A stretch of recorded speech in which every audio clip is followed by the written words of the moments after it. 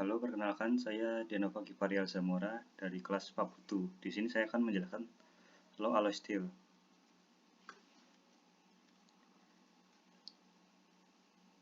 Steel dibagi menjadi 3 garis besar, yakni plain steel, low alloy steel, dan high alloy steel.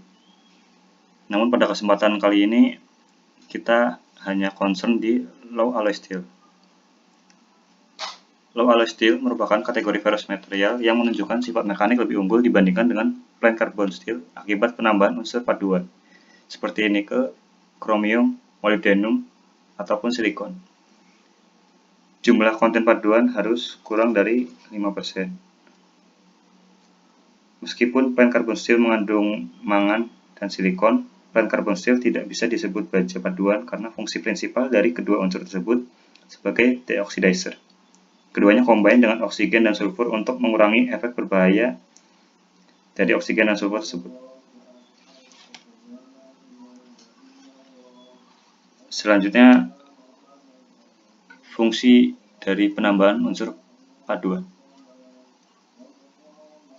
Fungsi atau tujuannya sendiri yakni untuk menaikkan hardenability, memperbaiki kekuatan pada temperatur kamar, memperbaiki sifat mekaniknya, memperbaiki ketangguhan, menaikkan sifat tahan aus, menaikkan sifat tahan korosi, maupun memperbaiki sifat kemagnetan.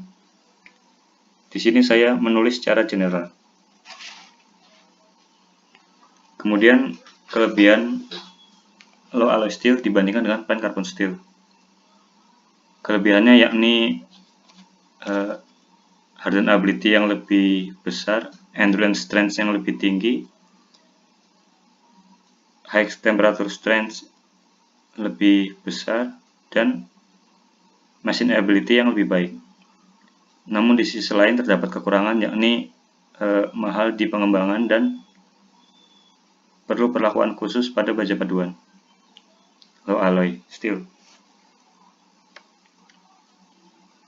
Selanjutnya ada unsur-unsur paduan yang digunakan untuk membuat low alloy steel. Di sini terdapat aluminium, bismut, kromium, mangan, hingga vanadium. Di tabel ini bisa kita lihat besar persen unsur paduan dan fungsi primernya, seperti fungsi kromium 0,5 hingga 2% untuk meningkatkan hardenability. Berikut pengetahuan sekilas mengenai low alloy steel menurut klasifikasi ICSAE. Di bagian selanjutnya akan dijelaskan mengenai implementasi low alloy steel pada dunia industri. Namun sebelumnya kita akan bahas kategori atau klasifikasi low alloy steel menurut aplikasinya. Yang pertama ada low carbon quench and tempered steel, memiliki yield strength yang tinggi dan tensile strength dengan ketahanan takikan yang bagus. Kemudian ada medium carbon ultra high strength steels, yakni baja struktur dengan yield strength sampai 1380 MPa. Yang ketiga ada bearing steels, menurut namanya yakni dipakai untuk ball and roller bearing. Bearing steel ini memiliki kadar karbon rendah, jumlah karbonnya sendiri 0,1 hingga 0,2% karbon. Dan yang terakhir ada chromium molybdenum heat resistant steel, memiliki 0,5 hingga 9% chromium dan 0,5 hingga 1% molybdenum. Kadar karbonnya sendiri lebih dari 0,2%. Kromium di sini gunanya untuk menaikkan ketahanan terhadap korosi dan oksidasi, dan molybdenum fungsinya untuk meningkatkan kekuatan. Kemudian ada implementasi low alloy steel pada secara general. Bisa kita lihat di sini ada bekas daun menggunakan silicon steel, di mana mengandung 0,6% karbon, 0,88% mangan, dan 2% silikon. Pada slide berikut terdapat gambar pressure vessel, transmission gear, dan valves. Kemudian kita masuk ke bagian cara pembuatan baja. Pembuatan baja sendiri melalui proses panjang, yakni dari raw material, iron ore, coks, hingga diproses sedemikian rupa hingga terbentuk baja. Kita akan bahas lebih rinci di slide-slide selanjutnya. Ini gambaran umum mengenai proses pembuatan baja.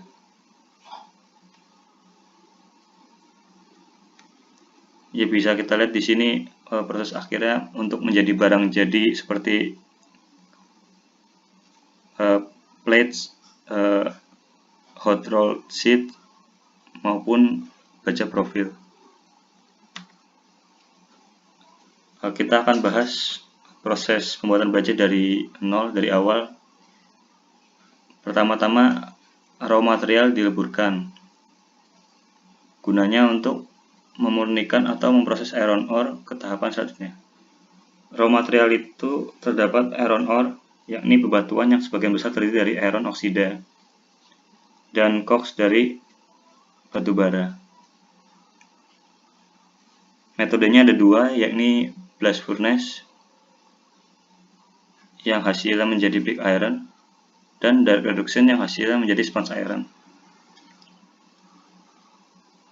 Smelting blast furnace, tujuan utamanya adalah memproduksi hot metal dengan quality yang konsisten untuk digunakan pada proses selanjutnya, dengan iron ore sebagai raw materialnya, coke sebagai reduction agent, dan kapur atau limestone sebagai fluxing agent.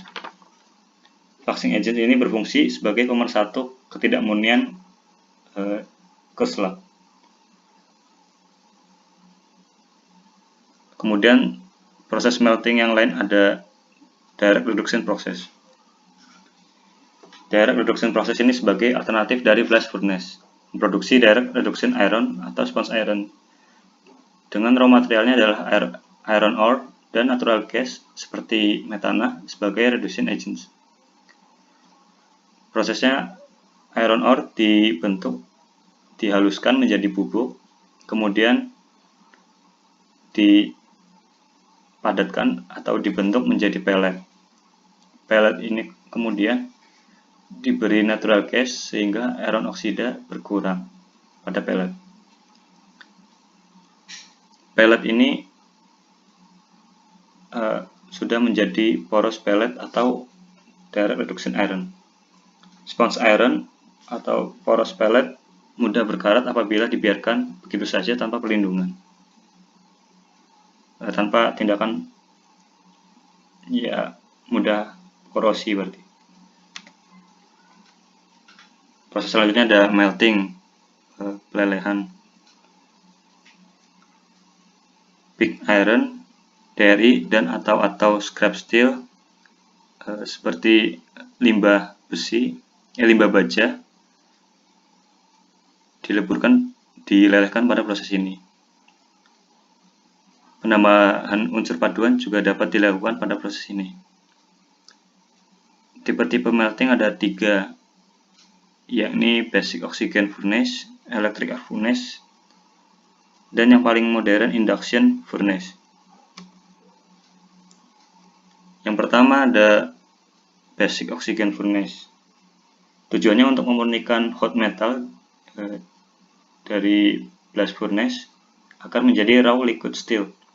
Fungsi utama dari basic oxygen furnace adalah dekarburasi dan menghilangkan fosfor dari hot metal, dan mengoptimalkan temperatur baja sehingga meminimalkan kegiatan reheating maupun cooling pada pembuatan baja ini.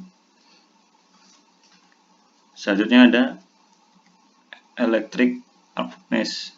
Ini proses melting yang lain, yakni mengkonversi dengan sesegera mungkin raw material menjadi liquid crude steel.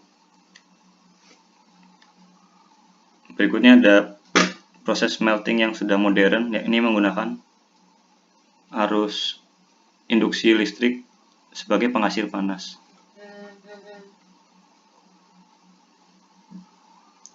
Hasil dari melting ini kemudian masuk ke proses secondary steel making atau ladle metalurgi.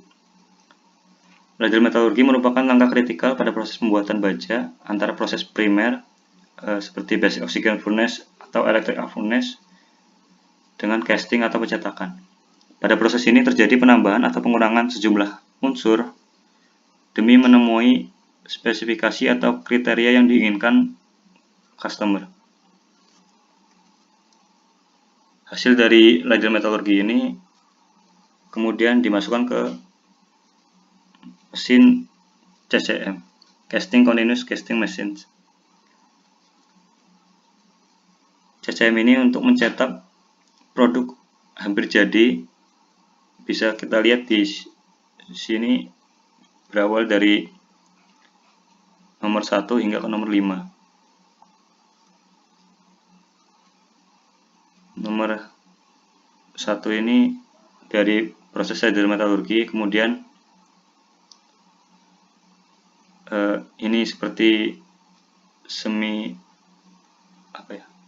dicetak secara berkelanjutan, tidak putus hingga menjadi slabs, billets maupun blooms.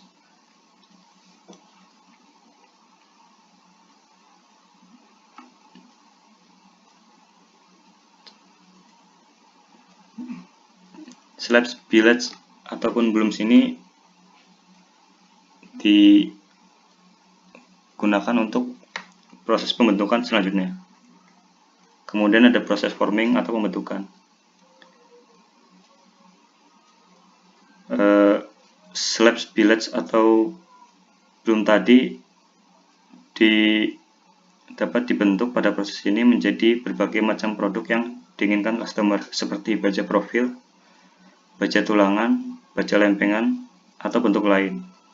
Pada proses ini terjadi hot working dan atau cold working, tergantung spesifikasi atau produk yang diinginkan.